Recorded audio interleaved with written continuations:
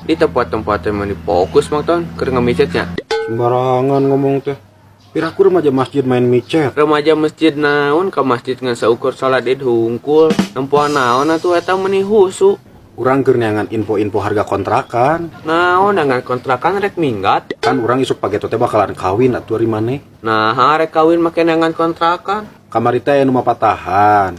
Lamun geus kawin, sebisa mungkin ulah ngehiji jeung mitoha, ngarah bisa mandiri. Oh, terus Dipikir-pikir heueuh oge sih lamun urang ngehiji jeung mitoha mah moal bisa mandiri.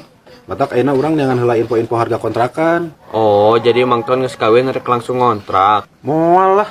Tuh harareang teuing aing kudu ngontrak mah. Terus neangan kontrakan eta keur naon? Nya keur mitoha urang atuh.